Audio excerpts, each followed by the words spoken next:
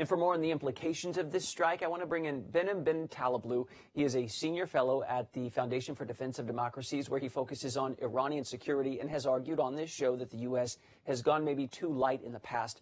Behnam, it's good to see you again. So why this strike and why now? Is this just to level the playing field, hit reset? Well, great to be with you. I think there's several reasons why the Biden team chose this target, but also why now, as you mentioned.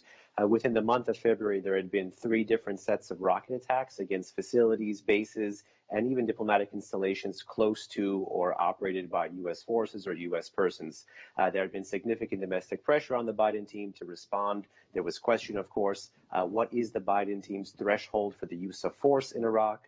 What is the Biden team going to do about Iran's regional issues while it's focusing on potential nuclear diplomacy with the Islamic Republic?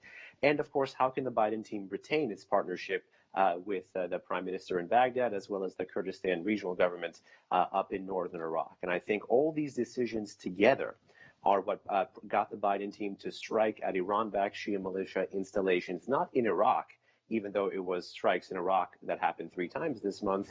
It was these forces that got the U.S. to strike at these installations just over the border in Syria. I see. Behnam, a lot of us, we hear diplomatic ease and think, I have no idea what you're talking about. So let me boil this down a bit for people like me.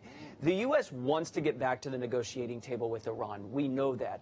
Iran is enriching uranium at high levels. We know that. They're launching attacks through proxies in the region, destabilizing.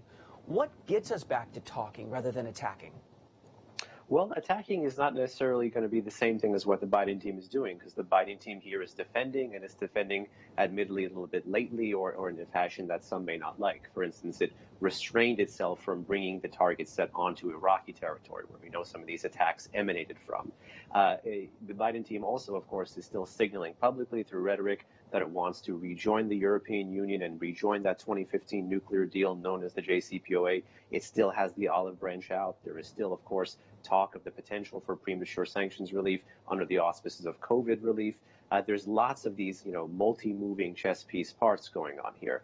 The Biden team says the ball is in the Iranians' court to respond. The Iranians are saying the ball is in the Biden team's court to respond, and they both kind of keep tossing it back to another because no one wants to be the first mover here. Right. Well, but again, these strikes were more defensive. Because when rockets are flying back and forth, we have rockets flying back and forth. That's not going to get us to the negotiating table if that's the true intent. I mean, right now, they're saying it, but what are they doing about it? It seems like nothing.